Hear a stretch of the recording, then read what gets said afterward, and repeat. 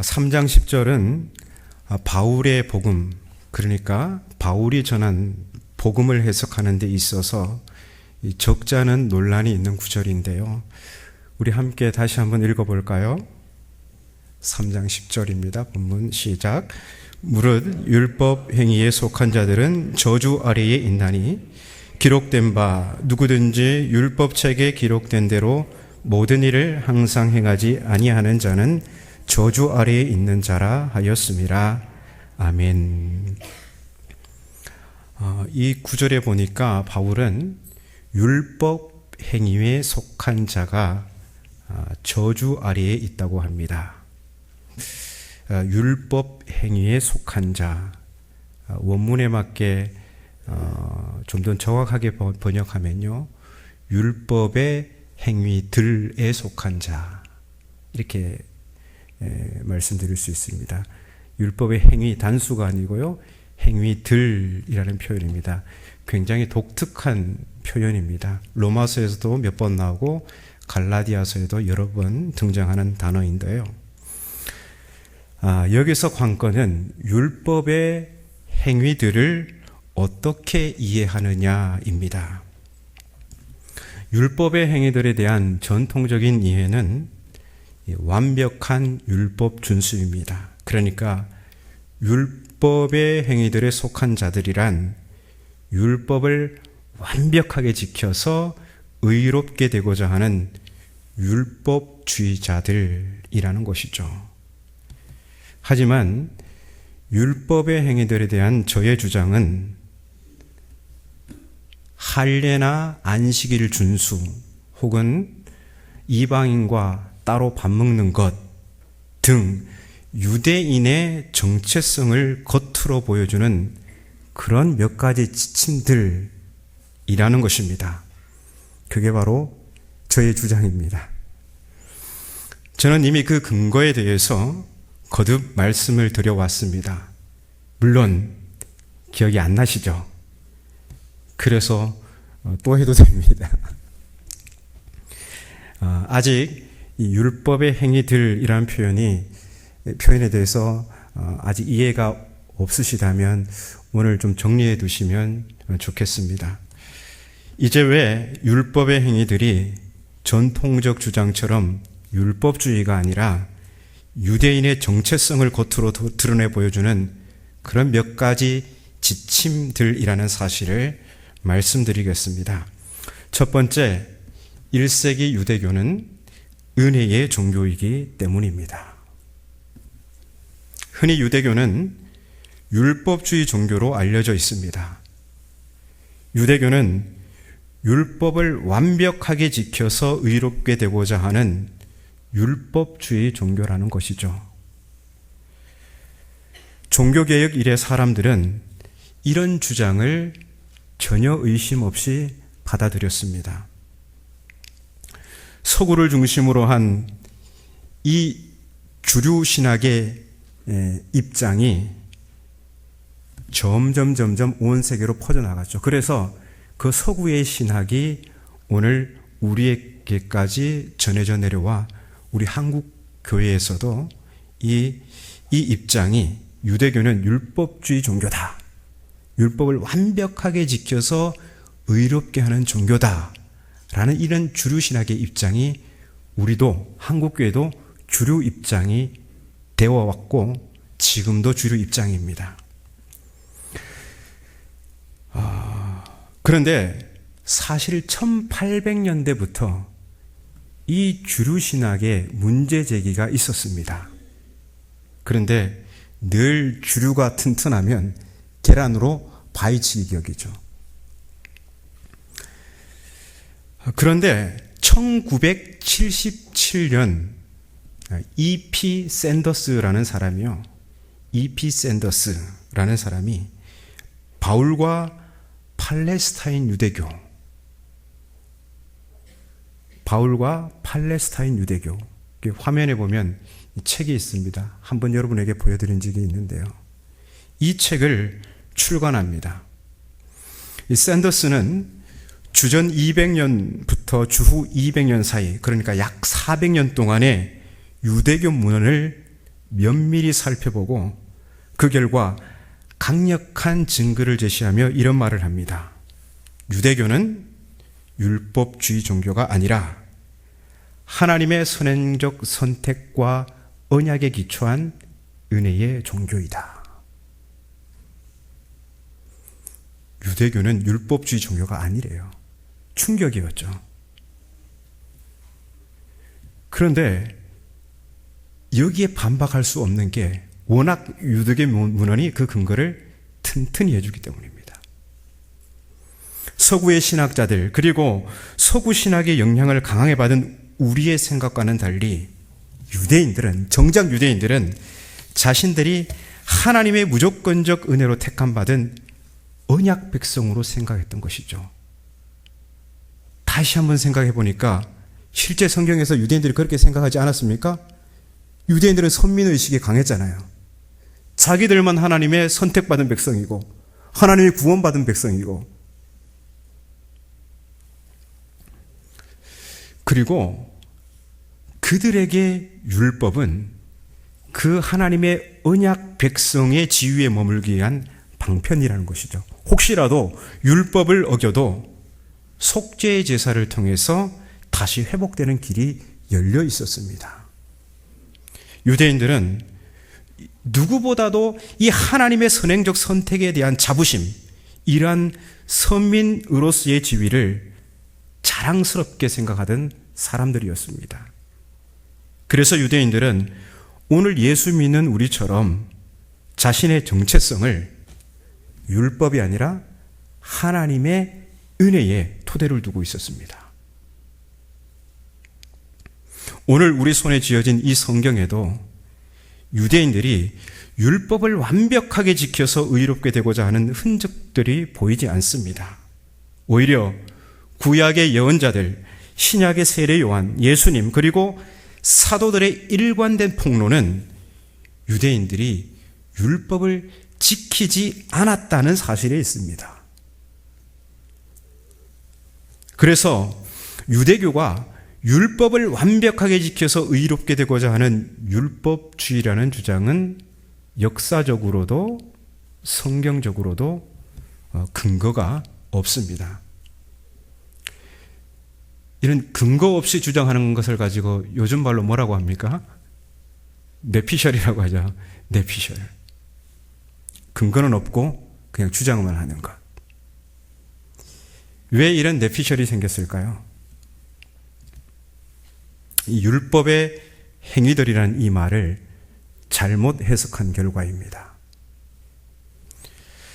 자, 이제 율법의 행위들이 율법주의가 아니라 유대인의 정체성을 가시적으로 드러나게 보여주는 몇 가지 지침들이라는 사실, 그 두 번째 근거를 말씀드리겠습니다.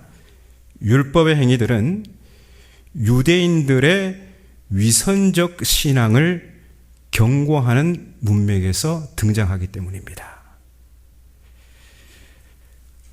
여러분, 어떤 단어가 있으면 아니면 어떤 문장이 있으면 여기 앞뒤로 단어가 있겠고 문장이 있을 거 아닙니까?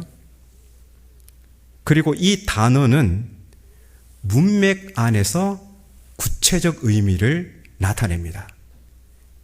여러분, 제가 여기서 씹었다 이러면 여러분 상상하겠죠? 뭘 씹은 거야?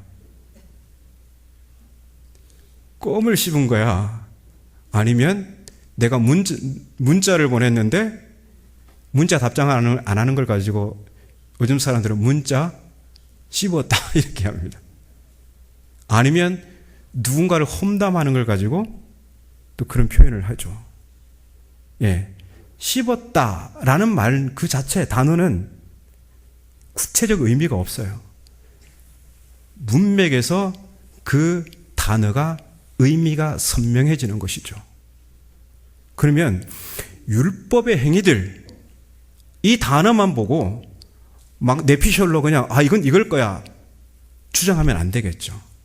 이 율법의 행위들이 앞뒤를 살펴보고 어떤 문맥에서 등장하냐, 그래야지 이 의미가 선명하게 드러납니다.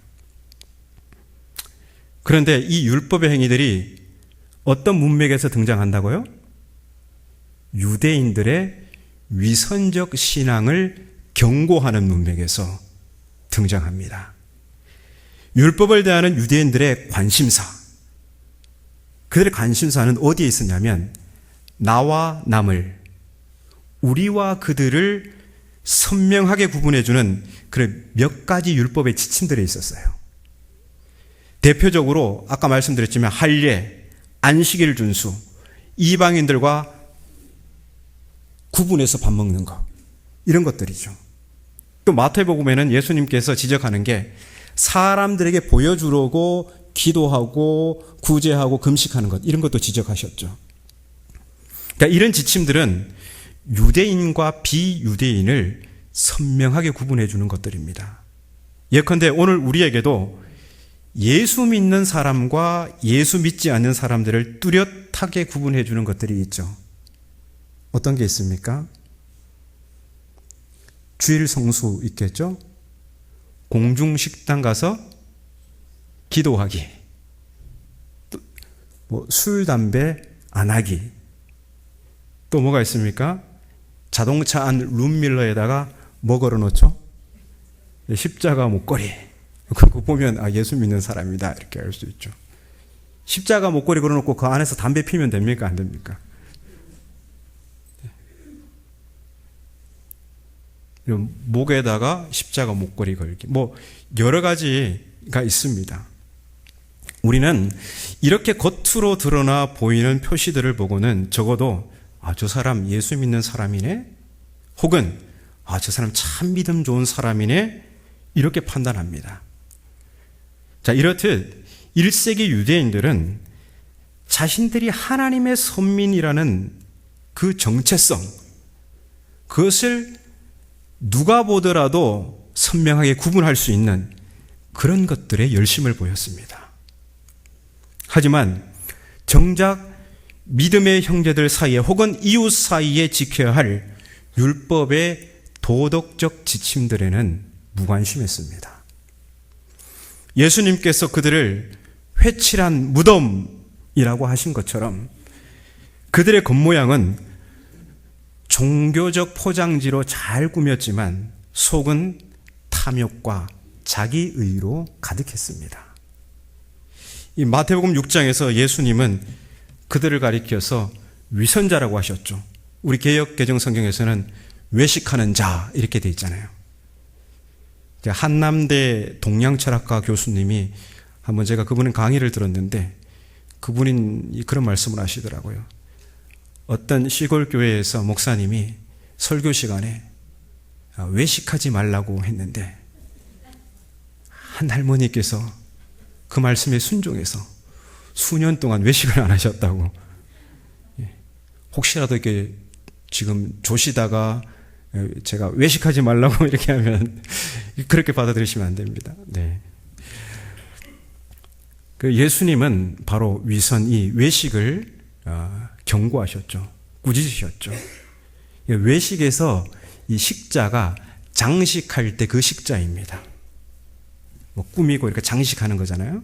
외는 바깥, 바깥을 꾸미고 장식하는 것, 이게 외식이에요. 그리고 이걸 위선이죠. 위선은 뭡니까? 가짜로 착한 척하는 것, 착한 척하는 것, 속은 그렇지 않은데. 이 갈라디아서 2장 11절 이하에 보면요, 이른바 이 안디옥 사건이라는 에피소드가 나옵니다. 여기서 바울은 베드로가 안디옥에서 보여줬던 어떤 행동을 꼬집어요. 이 안디옥이 어디입니까? 이방 땅에 최초로 세워진 교회예요. 근데 예루살렘에 있던 베드로가 일행과 함께 그 안디옥 교회를 방문한 거예요. 그리고 그곳에서 베드로는 이방인들과 함께 식사를 합니다. 주 안에서, 그리스도 안에서 우리는 한 형제 자매다, 이렇게 하면 얼마나 보기 좋습니까? 그 식사를 하는데 그곳에 할례자들이 옵니다. 그래서 할례자들이란 여전히 예수를 믿으면서도 할례를 받아야 된다고 주장하는 사람들이에요. 근데 이 사람들이 오자 베드로는 급히 그 자리를 떠납니다. 바울은 베드로의 그 행동을 보면서 그 행동을 가리켜 위선으로 규정해요. 그리고 그 베드로의 일행도 있었을 거 아니에요. 베드로가 그 자리를 떠나니까 그들 또한 베드로처럼 그 자리를 떠난 거예요. 예, 바울이 다른 사람들도 너 때문에 위선에 유혹되었다, 이렇게 이야기합니다. 나아가 바울은 베드로의 이 행동을 복음의 진리에 따라 바르게 행하지 않았다고 그렇게 말을 해요. 그리고 바로 이 위선적 행위를 경고하는 문맥에서 갈라디아서 처음으로 율법의 행위다라는 문구가 나옵니다. 2장 16절인데요. 앞부분에 이렇게 나옵니다. 사람이 의롭게 되는 것은 율법의 행위로 말미암음이 아니요 오직 예수 그리스도를 믿음으로 말미암는 줄 알므로. 이게 원문에는요, 하지만 이런 말이 있어요. 하지만 우리는 압니다. 이 얘기부터 문제예요. 뭘 안다는 거예요? 지금 바울이 베드로한테 얘기하는 거죠. 하지만 우리는 압니다. 사람이 의롭게 되는 것이 율법의 행위들이 아니라 오직 예수 그리스도를 믿음으로 되는 것을. 자, 위선적 신앙을 경고하는 문맥에 따라 이 내용을 읽으면 이렇게 됩니다. 베드로, 우리 알잖아요. 사람이 의롭게 되는 것이 이방인들을 배제하고 유대인들끼리 밥 먹으면서 나 유대인이다, 이렇게 해서 되는 게 아니라 유대인이든 이방인이든 모두 예수 그리스도를 믿음으로 되는 것을요. 그런데 왜 도망갔어요? 우린 그리스도 안에서 한 형제 자매인데 왜 그랬어요? 다 알면서. 이 베드로는 할례자들이 오기 전까지 이방인들과 한 식탁에서 밥을 먹고 있었습니다. 왜냐하면 복음의 진리에 따르면 그리스도 안에서는 유대인이나 이방인이나 모두 한 하나님의 자녀이기 때문이에요. 그런데 할례자들이 오자 마치 할례 받지 않은 이방인들과는 밥을 먹으면 안 되는 것처럼 베드로는 그 자리를 급히 떠났습니다. 바울은 바로 베드로의 이 행동을 위선이라고 규정했고 나아가 복음의 진리에서 벗어났다, 이렇게 말을 한 것입니다. 바울이 보기에 베드로의 이 행동은 위선이었고 복음의 진리에서 벗어난 행태였습니다. 이렇듯 율법의 행위들이 율법을 완벽히 지켜서 의롭게 되고자 하는 율법주의라는 주장은 역사적으로도 성경적으로도 그리고 이 갈라디아서의 문맥에서도 지지받을 수 없습니다. 자, 이어서 우리 갈라디아서 3장 10절 후반부를 한번 읽어보겠습니다. 화면을 보고 함께 읽을게요. 자, 시작. 기록된 바 누구든지 율법책에 기록된 대로 모든 일을 항상 행하지 아니하는 자는 저주 아래에 있는 자라 하였음이라. 아멘. 우리가 보는 성경이 개역 개정 번역이잖아요. 개역 개정 번역은 이 부분을 좀 원문의 의도를 충분히 반영하지 못했습니다. 말하자면 이 율법의 행위들에 대한 전통적 해석에 맞춰서 이 후반부를 그렇게 번역했습니다. 자, 율법의 행위들을 율법주의로 한번 생각하고 한번 읽어볼까요? 화면을 보고 한번 제가 율법주의라고 생각하면 이렇게 내용이 됩니다. 함께 읽겠습니다. 시작. 무릇 율법을 완벽히 지켜서 의롭게 되고자 하는 자는 저주 아래에 있습니다. 왜냐하면 누구든지 율법책에 기록된 대로 모든 일을 행하지 아니하는 자는 저주 아래에 있다고 기록되었기 때문입니다. 예. 여러분, 율법을 완벽하게 지켜서 의롭게 되고자 하는 사람들이 저주 아래에 있다는 거예요. 왜 그들이 저주 아래에 있을까요? 그 후반부의 내용을 조금 편집해서 읽으면 이렇습니다. 사람은 누구나, 죄인인 인간은 누구나 율법을 완벽하게 지킬 수 없기 때문입니다. 이런 결론이 나오죠. 그러니까 율법주의 해석으로 율법의 행위들을 읽으면 이런 결론이 나옵니다. 그런데 이 후반부의 내용을 보면, 왜냐하면 누구든지 이렇게 나오잖아요. 이 후반부에 나오면 마치 완벽한 율법 준수를 이야기하는 것처럼 보여요. 그런데 이 10절 후반부를 원문의 의도를 살려서 읽으면 다음과 같습니다. 우리 화면을 보고 다시 한번 읽어볼게요. 자, 시작. 왜냐하면 율법책에 기록된 모든 것을, 그것들을 행하기 위해 그것들 안에 계속 머물지 않는 모두가 저주받았다고 율법책에 기록되었기 때문입니다. 예, 제가 저기에 이렇게 뭔가 이렇게 대괄호를 쳐놨죠. 예, 저기를 주목하시라고 한 겁니다. 자, 여기서 우리가 주목해야 할 것은 이 행하기 위해라는 이 목적을 나타내는 표현이죠. 그러니까 완벽한 순종을 하지 않는 사람이 저주 아래 있는 게 아니라 율법책에 기록된 모든 것을 행하기 위해 그것들 안에 계속 머물지 않는 사람이 저주 아래 있다는 거예요. 여기서 뭐 머물지 않는 게 뭐야? 계속 머문다는 게 뭐야? 요거를 조금 이미지로 상상해 보자면 시편 1편입니다. 주야로 율법을 묵상하고. 근데 그만큼 율법을 하나님께서 하신 모든 말씀을 무겁게 받아들이고 그것을 늘 상기하면서 그것을 내 삶에 실천하고자 노력하는 그런 모든 태도를 가리키겠죠. 그래서 이 후반부에서 중요한 것은 완벽한 순종 여부가 아니라 율법에 대한 태도예요. 그게 원문의 의도입니다. 자, 이렇게 원문의 의도를 살려서 보면 왜 율법의 행위들에 속한 자들이 저주 아래 있는지 알 수 있습니다. 이들은 율법의 도덕적 지침들에는 관심이 없습니다. 율법의 도덕적 지침들에는 거기는 뭐가 녹아 있어요. 부모를 공경하라. 이웃의 것을 탐내지 마라. 그리고 추수를 할 때는 밥 모퉁이의 거는 남겨두어라. 감을 따더라도 좀 남겨두어라. 하나님께서는 심지어 나그네를 생각하신 거예요. 이 율법의 도덕적 지침들에는 하나님의 속성이 녹아 있어요. 바로 공의와 정의, 째다카와 미슈파트가 녹아 있습니다.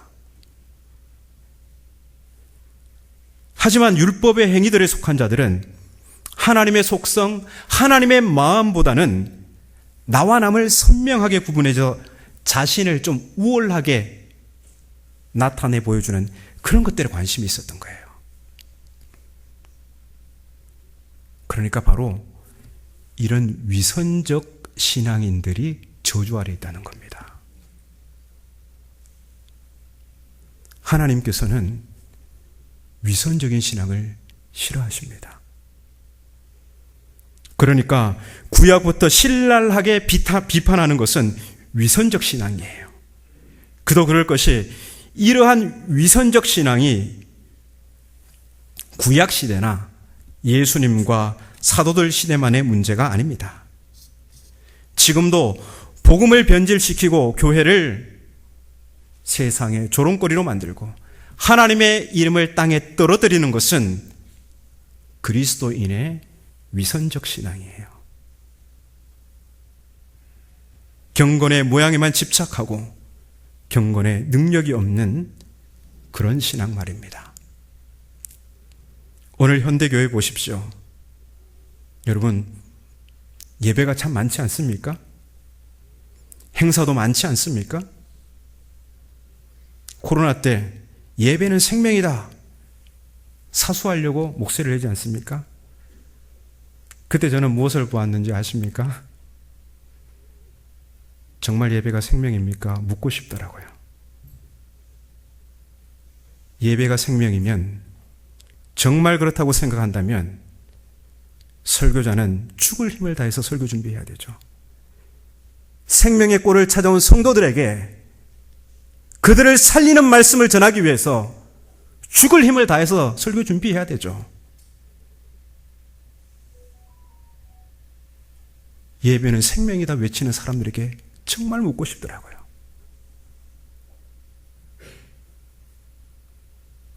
모든 예배위원들은 예배가 생명이다 생각하시면서 정말 그 마음으로 예배를 준비하셨습니까?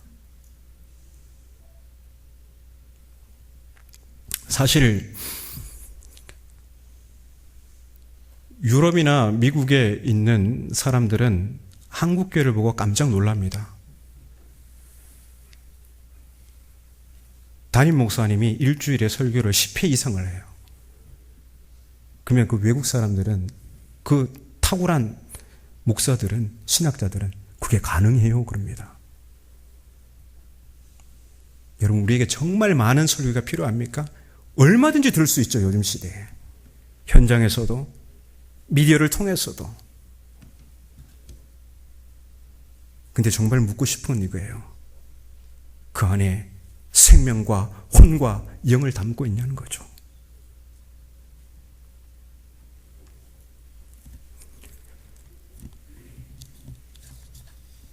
여러분, 우리가 무언가를 부단히 행하는 것, 종교적인 것을 부단히 행하는 것, 하나님의 영광을 위하려는 기치로 예배와 모임을 강조하죠.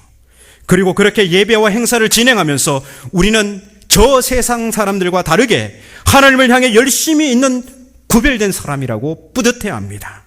하지만 예언자들은 무수한 제사를 가림막으로 그들 안에 있는 탐욕을 숨겼던 이스라엘의 그 엄청난 탐욕을 가감없이 폭로합니다. 열정을 다해 제사를 바치고 성지순례가 흥행을 이루던 주전 700년대의 아모스는 당시 북이스라엘 지배층을 향해서 하나님께서 당신들의 제사를 미워하고 멸시하며 기뻐하지 않으신다고 역설합니다. 그러면서 구원의 확신에 가득 차 찬양을 하던 그들의 면전에서 아모스는 이렇게 외칩니다. 내 노랫소리를 내 앞에서 그칠지언 내 비파 소리도 내가 듣지 아니하리라. 여호와의 말씀이니라. 이어서 예언자는 이스라엘을 향한 하나님의 간절한 염원, 곧 참된 예배가 무엇인지를 역설합니다. 오직 정의를 물같이 공의를 마르지 않는 강같이 흐르게 할지어다. 하나님의 속성인 공의와 정의는 이스라엘이 이웃 사이에 지켜야 할 율법의 계명들에 녹아 있습니다.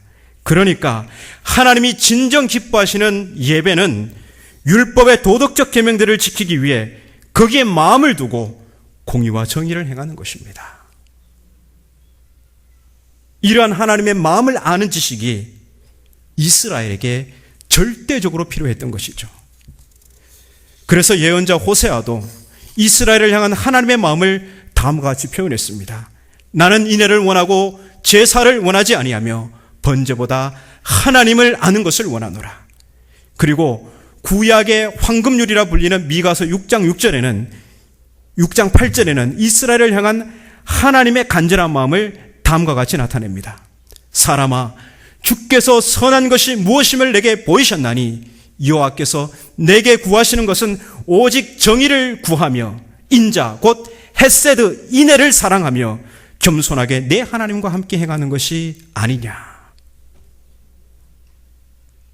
이렇듯 하나님이 그의 백성에게 바라시는 참신앙 참예배란 종교적 몸짓이 능수능란한 것도 아니고 많은 예배와 헌금을 바치는 것도 아니며 형제와 이웃 사이에 공의를 실천하는 것, 그게 하나님께서 우리에게 간절히 바라시는 겁니다.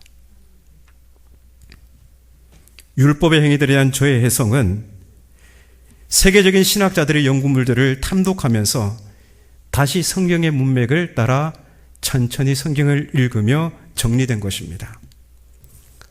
제가 돈과 시간을 쏟아부어서 이 복음을 연구한 이유는 복음의 진리와는 너무나 괴리된 교회 현장들을 마주하면서입니다. 저는 신학교를 졸업하고 전임으로 교회를 사역을 하면서 참 많이 애끓는 심정으로 살아왔습니다.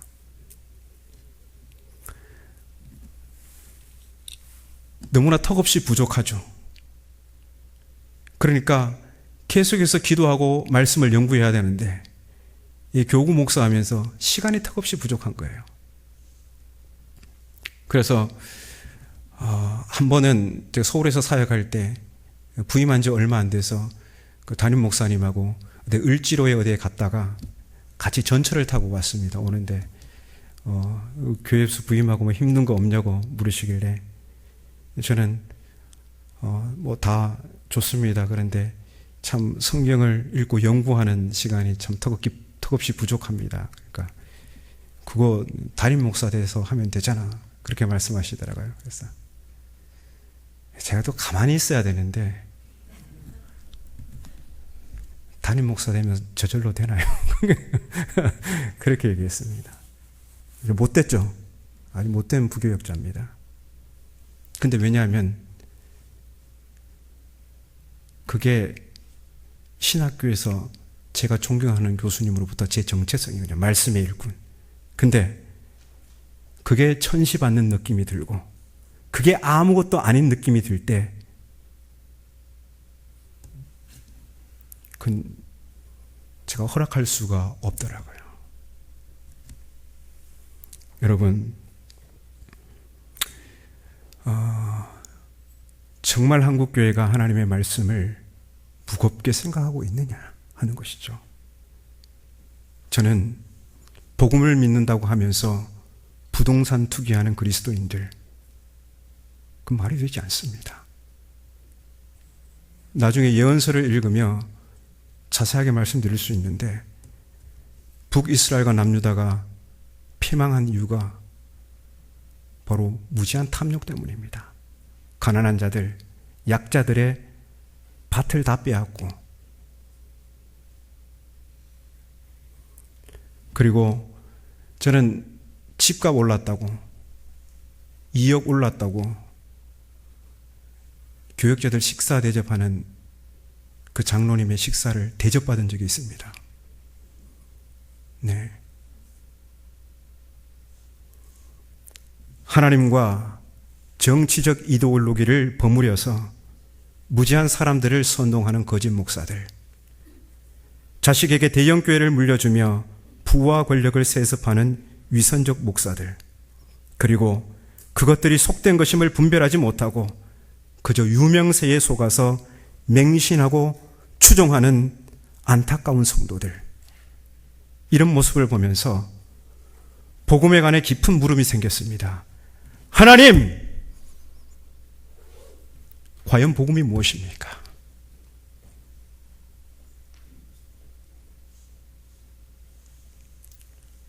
하나님, 정말 복음이 하나님의 능력이라면 우리가 어떻게 이룰 수 있습니까?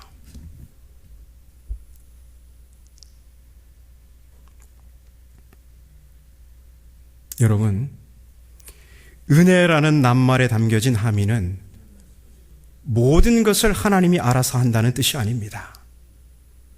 제 어머니는 예수님을 구주로 영접하시고 갓난저를 포대기에 꽁꽁 싸매고 한겨울 산골 칼바람을 뚫고 부흥회에 참석하셔서 은혜 받고 저를 하나님께 바치겠다고 서원하셨다고 합니다.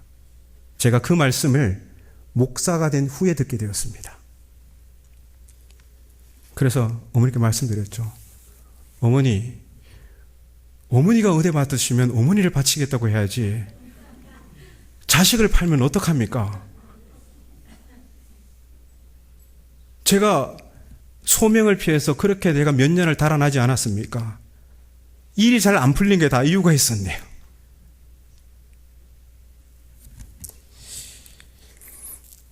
저는 어머니의 그 말씀을 들은 후에 은혜라는 체험에서 요구되는 신적 부르심이 얼마나 무거운지 새삼 깨닫게 되었습니다.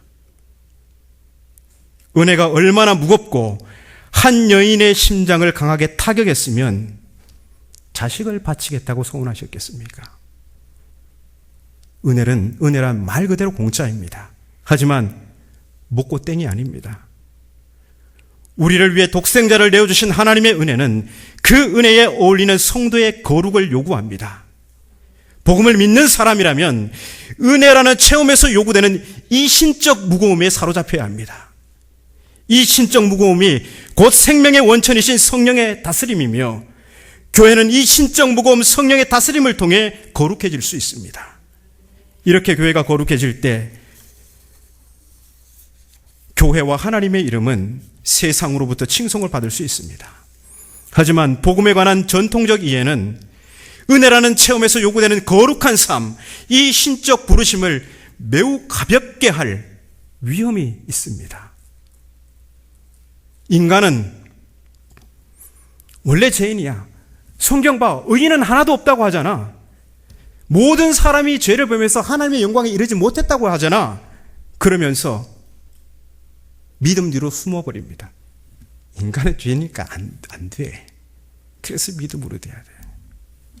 근데 여러분, 의인은 하나도 없나니 모든 사람이 죄를 범하였음에, 이 표현은 로마서에서 하나님의 의, 예수 그리스도의 십자가와 부활을 통해 하나님의 의가 계시게 되기 전 인간의 절망적 상황을 기술할 때 표현한 내용입니다. 이제 하나님의 의가 계시되었고 이제 우리는 새 생명의 삶을 살게 되었습니다. 그런데도 아직도 계속해서 나는 우리는 죄인이니까 안 돼. 여러분, 믿음이란 거룩한 삶 혹은 도덕적 책임을 피할 수 있는 면죄부가 아니라 오히려 새 생명에 어울리는 거룩한 삶을 가능하게 하는 능력입니다. 왜냐하면 믿음으로 생명의 원천인 성령을 받기 때문입니다. 믿음으로 성령 받은 사람은 의인은 없다, 인간은 모두 죄인이다라는 말을 그치고 나는 죄에 대하여는 죽고 그리스도 예수 안에서 하나님께 대하여 살아있는 새 생명이다, 이렇게 선포합니다. 성령 받았는데요, 아직도 나는 죄인이다 이러고 있습니까? 아니죠. 나는 죄에 대해 죽은 존재다, 단절된 존재라는 거죠. 그리스도와 성령 안에 있는 우리는 무기력한 죄인이 아니라 하나님을 향하여 거룩한 삶을 살아가는 새로운 생명입니다. 오늘 예배하는 여러분 모두에게 그리스도와 성령 안에서 이 새 생명의 능력이 역사하시기를 바랍니다.